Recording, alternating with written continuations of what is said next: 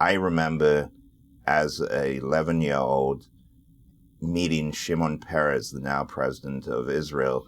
He came for the 20th anniversary of the State of Israel in 1968.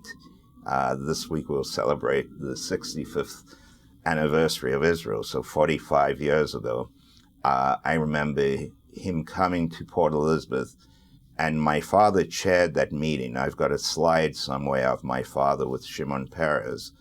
And I remember we had a dinner my parents hosted when big speakers came to town. They would host dinners in our house. And I remember distinctly Shimon Peres coming to our house. He was a member of Knesset. I don't think he was even a government minister. And him asking me as a 10-year-old,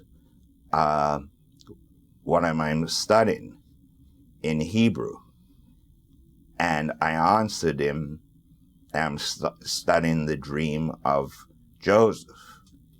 And I remember this distinctly. I can see it. I can tell you where I am in the living room.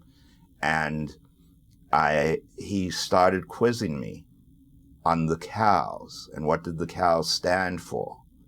And I can see a group of the elders of the community, who were then old, and it's 45 years ago, standing around. And I don't think any of them understood the Hebrew that I was speaking with Shimon Peres. And as a little kid, I wasn't speaking fluently. And he spoke, and then he autographed my autograph book.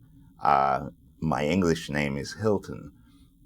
And I have in my autograph book in Hebrew, so it was the 4th of May, 1968.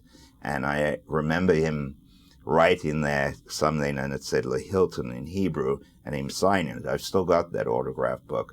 And I remember as a kid, I would go afterwards to like cricket. You asked about interaction, so informally there was interaction with non-Jews, but I didn't know them, who they were. I'd go to cricket as a kid, to cricket games, and try and get the players' autographs. And then I'd come to this page where there was this Hebrew writing, and it's from Shimon Peres, and all the kids would ask, "What's that? What does that mean? Why do you write like that?"